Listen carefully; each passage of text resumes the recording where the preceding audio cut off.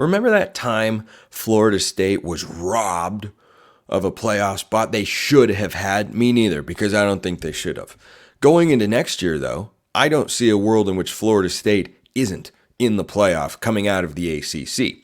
So we live in a world in which the Big Ten and the SEC have separated from the ACC and the Big 12. You can refer to it as the Power Four if you'd like. It's the Power Two and the next two, who are above everybody else, but it's the next two, not the Power Four. That's the way that these conferences shifting around has really laid out college football for us going into 2024 and 2025, and I feel obliged to remind you, there is not currently a playoff contract for 2026 and beyond. Even more change could be coming, because why not? You've already spilled the chili, Kevin. Just dump it all out of the pot at this point. So, Florida State going into next year has a lot of new faces. I mean a lot. Jordan Travis, he's not there. Jared Verse, he's not there. Keon Coleman, he's not there.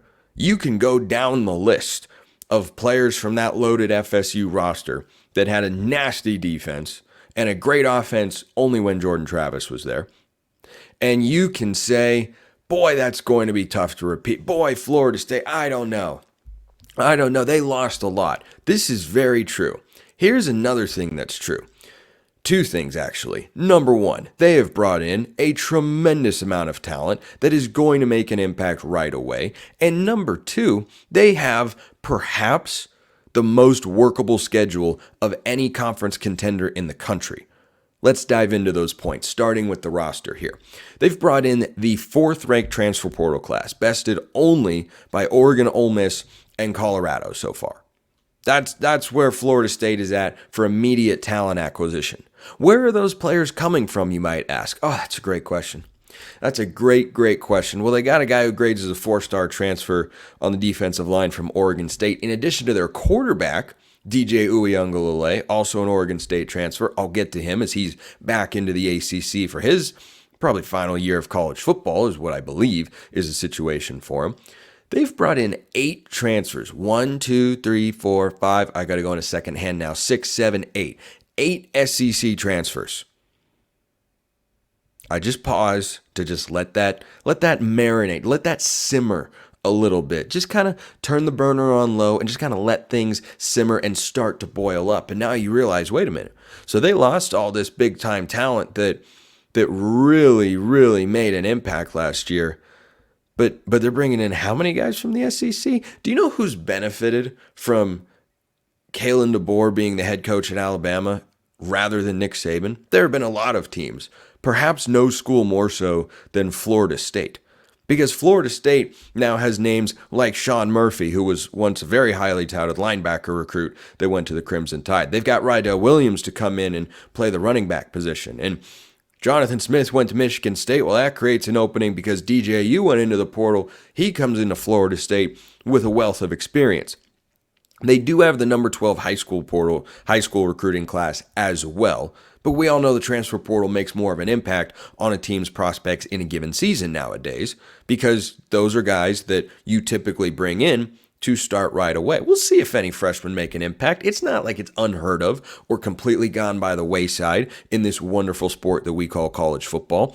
But Florida State is not going to have as big of a roster drop-off as it may seem on the surface, because they've brought in players at a variety of positions, and they've brought them in from the conference that has out-recruited everybody, forever. Did you know that the SEC, now that Georgia has the number 1 class in 2024 post-second National Signing Day, which came and went like the Detroit Lions Super Bowl chances, that was uncalled for, but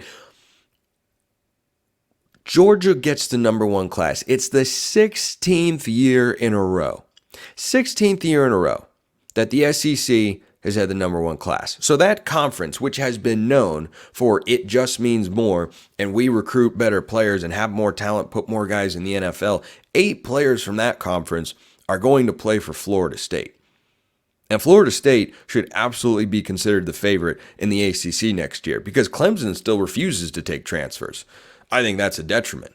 I don't think that's a feather in Dabo Swinney's cap for sticking to his guns and building it his way. No, I think it's held them back I think they've still got a lot of talent on the roster. There's no doubt about that. They could have a bounce back year, but to say that they are able to put together a roster the way that Florida State did, the way that Florida State has and will continue to do, yeah, I don't see that being the case. So as you look at Florida State's schedule, there is only one team that you could make the argument, and I think they would still probably come out underneath once 24/7 puts together their composite rankings here.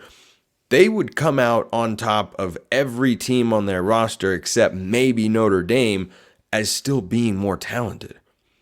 Because this transfer portal class is going to make an impact.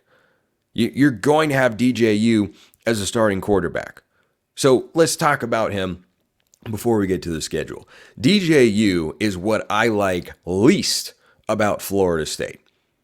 I do not care for DJ Uiagalelei as a high-end quarterback. However, if you're asking him to be a mid-tier quarterback, he can do that. That's what he is. He is not a Heisman contender. I don't think he's got a big NFL future. He's got elite traits, but he is wildly inconsistent. So what does he need around him? What he had at Oregon State, why he went to Oregon State in the first place. You have to have a good roster and a good coaching staff to support him so that he's not the focal point. He had his moments last year, but certainly was not perfect. I think Mike Norvell is a really good coach. He's also a ticked off coach because his team just got snubbed out of the playoff in his view. Not mine, but that's how he feels. Don't underestimate guys that get a chip off the old shoulder, that suddenly have an extra level of motivation to be at their very best. And Mike Norvell at his very best built a playoff caliber team. And he's got a playoff caliber team, not because of DJU, but in spite of DJU. And because of their schedule. So this is Florida State's schedule. Are you ready for this? A schedule that features just 4 true road games. Only 4 of them. That's it. One of them's against a team that was in the group of 5 a year ago. This is a 10-win minimum, I mean bare minimum schedule for Florida State. And frankly, 12-0 is not out of the question. I think 11-1 is the most likely. I cannot see them winning fewer than 10 games here with how Mike Norvell is proven to be as a coach, the talent that they have brought in, and this schedule. Get a load of this. They open on August 24th in Ireland. Whoo, baby. Who are they playing? Georgia Tech. Kind of an upstart program. Done some nice things. Went to a bowl game last year. Who do you think is going to be favored in that game? By how many points? Yeah, I know who I'm picking to win that game. Then they come back home for 3 consecutive games against, wait for it, Boston College, who just lost their head coach, Memphis, who still plays in the American Conference, and Cal, who is going to go all the way to Tallahassee for a classic ACC conference game. Justin Wilcox, not a bad coach. Cal's not going to be a bad team. They're not going into Tallahassee to win that particular game. I say that as a de facto Cal Bears fan, of course. That's a longer story. Then they go on the road for the first time. For the first time, they play a true road game, and they go at SMU.